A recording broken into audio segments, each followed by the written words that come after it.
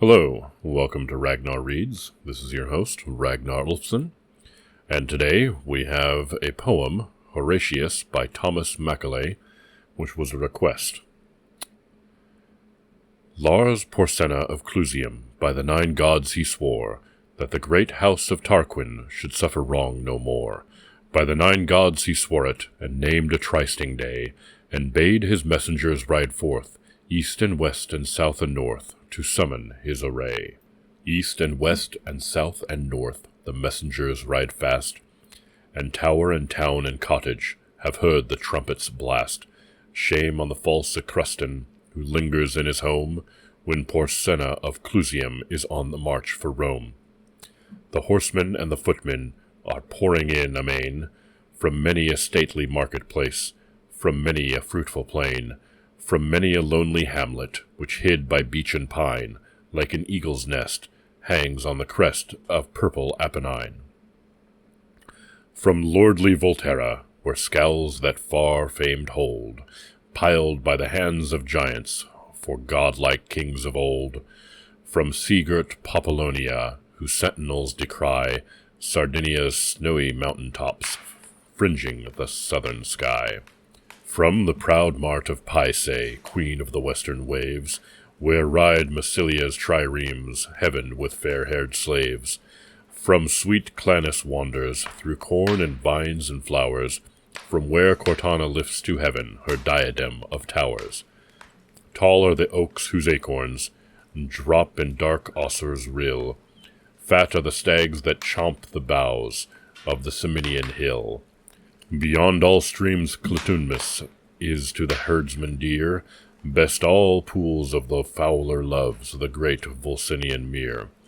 But now no stroke of woodman is heard by Auser's rill, no hunter tracks the stag's green path up the Ciminian hill. Unwatched along Clitumnus grazes the milk-white steer, unharmed the waterfowl may dip in the Volsinian mere. In the harvests of Arretium this year old men shall reap, this year young boys in Umbro shall plunge the struggling sheep, and in the vats of Luna this year the must shall foam round the white feet of laughing girls whose sires have marched to Rome. There be 30 chosen prophets, the wisest of the land, who always by Lars Porsena both morn and evening stand. Evening and morn the 30 have turned the verse o'er, traced from the right on linen white by mighty seers of yore. And with one voice the 30 have their glad answer given, go forth, Lars Porsena, go forth, beloved of heaven, go and return in glory to Clusium's royal dome, and hang about Nursia's altars the golden shields of Rome. And now hath every city sent up her tale of men, the foot are 80,000, the horse are 10,000's 10. Before the gates of Sutrium is met the great array, a proud man was Lars Porsena upon the trysting day. For all the Etruscan armies were ranged beneath his eye, and many a banished Roman, and many a stout ally. And with a mighty following to join the muster came the Tusculan Mamilius, prince of the Latian name. But by the yellow Tiber was tumult and affright, for all the spacious champion to Rome men took their flight. A mile around the city the throngs stopped up the ways, a fearful sight it was to see throughout 2 long nights and days. For aged folk on crutches, and women great with child, and mothers sobbing over babes that clung to them and smiled, and sick men borne in litters high on the necks of slaves, and troops of sunburned husbandmen with reaping hooks and staves, and droves of mules and asses laden with skins of wine, and endless flocks of goats and sheep, and endless herds of kine, and endless trains of wagons that creaked beneath the weight of corn sacks and of household goods choked every roaring gate. Now from the rock Tarpeian could the wan burghers spy the line of blazing villages red in the midnight sky. The fathers of the city, they sat all night and day, for every hour some horseman came with tidings of dismay. To eastward and westward have spread the Tuscan bands, nor house, nor fence, nor dovecote in Crustumerium stands. Verbenna down to Ostia hath wasted all the plain. Astur hath stormed Janiculum, and the stout guards are slain. I wis, in all the senate, there was no heart so bold, but sore it ached, and fast it beat, for when that ill news was told. Forthwith uprose the consul, uprose the fathers all. In haste they girded up their gowns, and hied them to the wall. They held a council standing before the river gate. Short time was there, ye may well guess, for musing or debate. Outspake the consul roundly, the bridge must straight go down, for since Janiculum is lost, naught else can save the town. Just then a scout came flying, all wild with haste and fear. To arms, Sir Consul, Lars Porsena is here. On the low hills to westward the consul fixed his eye, and saw the swarthy storm of dust rise fast along the sky. And nearer, fast and nearer, doth the red whirlwind come, and louder still, and still more loud, from underneath that roiling cloud, is heard the trumpet's war-note proud, the trampling and the hum, and plainly and more plainly now through the gloom appears, far to left and far to right, in broken gleams of dark blue light, the long array of helmets bright, the long array of spears. And plainly and more plainly, above that glimmering line, now might ye see the banners of 12 fair cities shine. But the banner of proud Clusium was highest of them all, the terror of the Umbrian, the terror of the Gaul. And plainly and more plainly, now might the burghers know, by port, by vest, by horse and crest, each warlike Lucumo.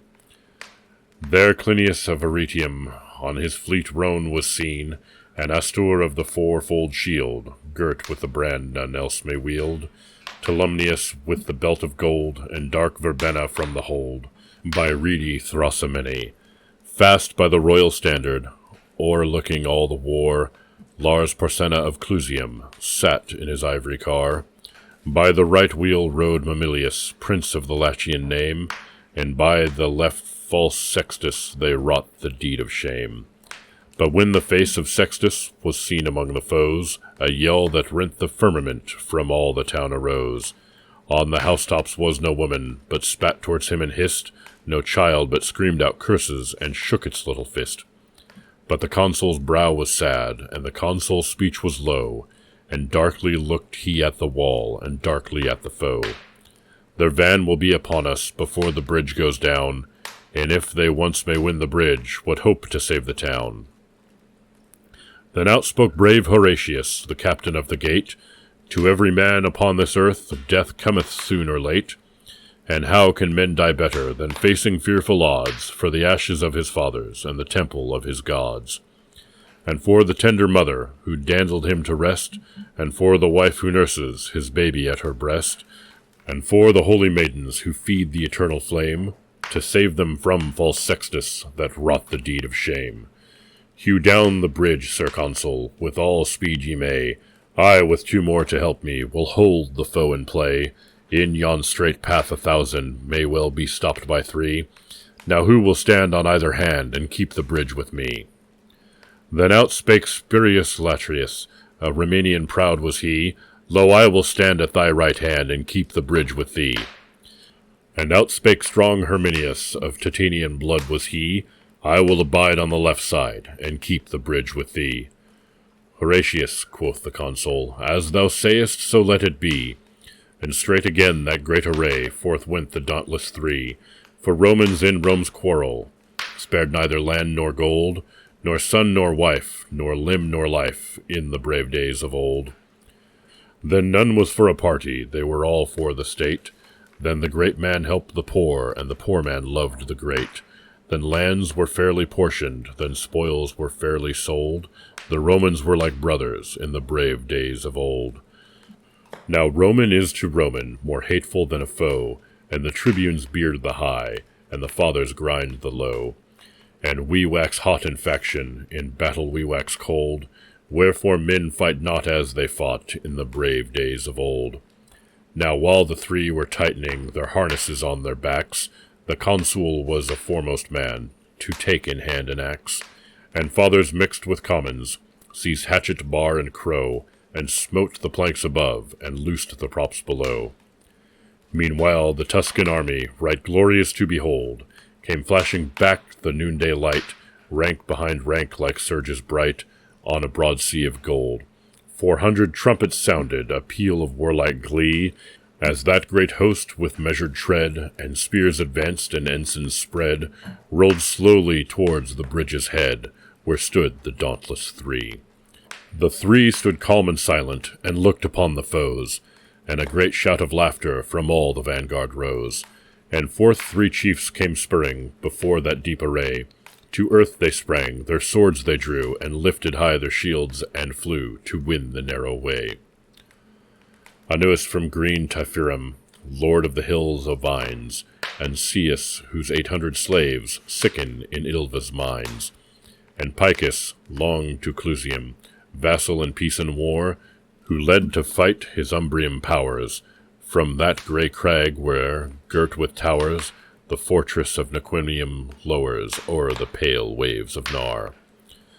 Stout Littrius hurled down Anuus into the stream beneath. Herminius struck at Ceus, and clove him to the teeth. And Picus brave Horatius darted one fiery thrust, and the proud Umbrian's gilded arms clashed in the bloody dust.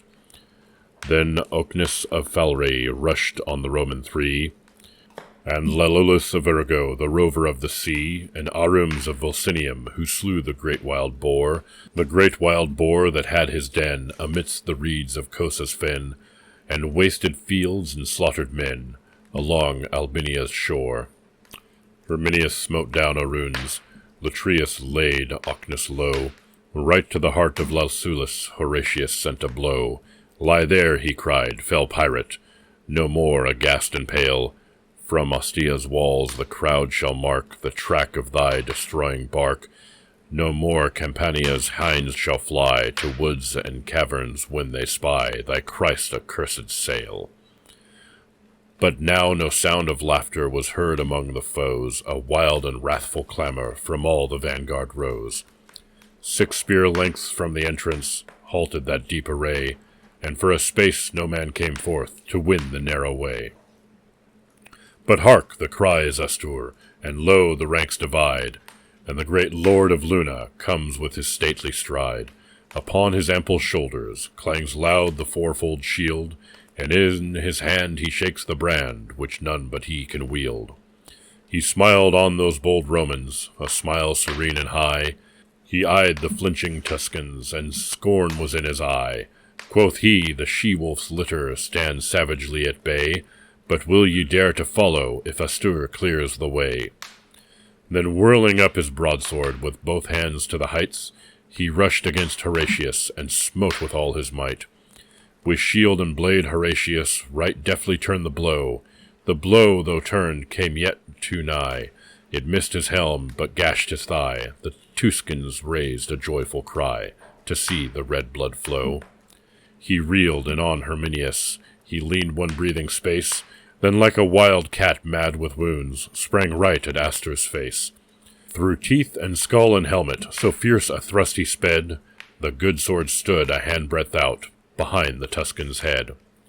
And the great lord of Luna fell at that deadly stroke, as falls on Mount Alvernus a thunder-smitten oak. Far o'er the crashing forest the giant's arm lies spread, and the pale augurs, muttering low, gaze on the blasted head. On Astur's throat Horatius right firmly pressed his heel, and thrice and 4 times tugged amain, ere he wrenched out the steel. And see, he cried, the welcome, fair guest, that awaits you here. What noble Lucumo comes next to taste our Roman cheer? But at his haughty challenge a sullen murmur ran, mingled of wrath and shame and dread, among that glittered van. There lacked not men of prowess, nor men of lordly race, for all of Etruria's noblest were round that fatal place. But all Etruria's noblest felt their hearts sink to see on the earth the bloody corpses in the path of the dauntless 3, and from the ghastly entrance, where those bold Romans stood, all shrank like boys who unaware, ranging in the woods to start a hare, come to the mouth of the dark lair, where growling low a fierce old bear lies amidst bones and blood. Was none who would be foremost to lead such dire attack, but those behind cried forward, and those before cried back.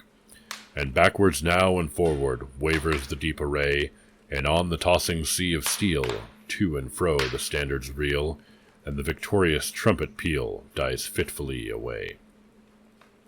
Yet one man for one moment strode out before the crowd. Well known was he to all the three, and they gave him greeting loud.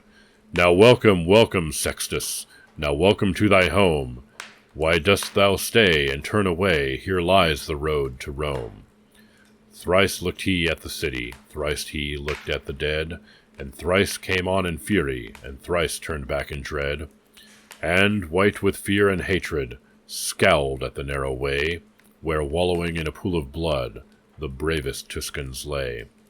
But meanwhile axe and lever have manfully been plied, and now the bridge hangs tottering above the boiling tide. Come back, Horatius, loud cried the fathers all. Back Latrius, back Herminius, back ere the ruin fall.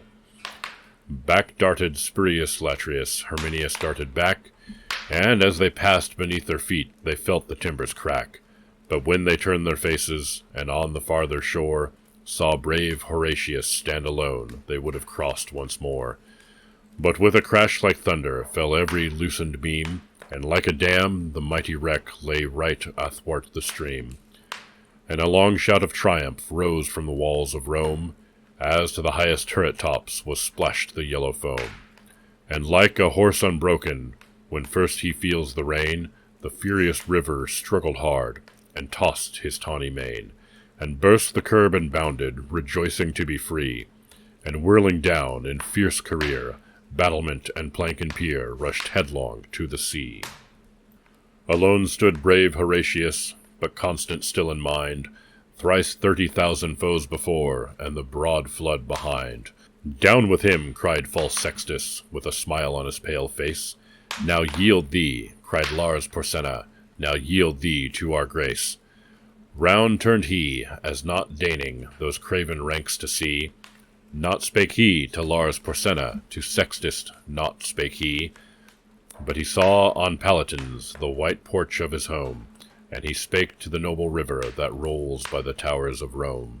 O Tiber, Father Tiber, to whom the Romans pray, a Roman's life, a Roman's arms, take thou in charge this day. So he spake, and speaking sheathed the good sword by his side, and with his harness on his back plunged headlong in the tide. No sound of joy or sorrow was heard from either bank, but friends and foes in dumb surprise, with parted lips and straining eyes, stood gazing where he sank. And when above the surges they saw his crest appear, all Rome forth sent forth a rapturous cry. Even the ranks of Tuscany could scarce forbear to cheer. But fiercely ran the current, swollen high by months of rain, and fast his blood was flowing, and he was sore in pain, and heavy with his armor, and spent with changing blows, and oft they thought him sinking, but still again he rose. Never, I ween, did swimmer, in such an evil case, struggle through such a raging flood, safe to the landing place. But his limbs were borne up bravely, by the brave heart within, and our good father Tiber bare bravely up his chin. Curse on him, quoth false Sextus, will not the villain drown? But for this to stay, ere close of day, we should have sacked the town. Heaven help him, quoth Lars Porsena, and bring him safe to shore, for such a gallant feat of arms was never seen before. And now he feels the bottom, now on dry earth he stands, now round him throng the fathers to press his gory hands, and now with shouts and clapping, and noise of weeping loud, he enters through the river gate, borne by the joyous crowd. They gave him of the cornland, that was of public right, as much as 2 strong oxen could plough from morn till night. And they made a molten image, and set it up on high, and there it stands unto this day, to witness if I lie. It stands in the Comitium, plain for all folk to see, Horatius in his harness, halting upon one knee, and underneath is written, in letters all of gold, how valiantly he kept the bridge in the brave days of old. And still his name sounds stirring unto the men of Rome, and the trumpet blast that cries to them to charge the Volscian home, and wives still pray to Juno for boys with hearts as bold as his who kept the bridge so well in the brave days of old. And in the nights of winter, when the cold north winds blow, And the long howling of the wolves is heard amidst the snow, when round the lonely cottage roars loud the tempest din, and the good logs of Algidius roar louder yet within. When the oldest cask is opened, and the largest lamp is lit, when the chestnuts glow in the embers, and the kid turns on the spit, when young and old encircle around the firebrands close, when the girls are weaving baskets, and the lads are shaping bows, when the goodman mends his armor and trims his helmet's plume, when the goodwife's shuttle merrily goes flashing through the loom, with weeping and with laughter, still the story told, how well Horatius kept the bridge in the brave days of old. All right, well, thank you very much for watching and listening with me. If you enjoyed this, please make sure to like, subscribe, and once again, if you have any suggestions on what you would like for me to read next for you to listen to, please comment down below. Have a wonderful day, and we'll see you all next time.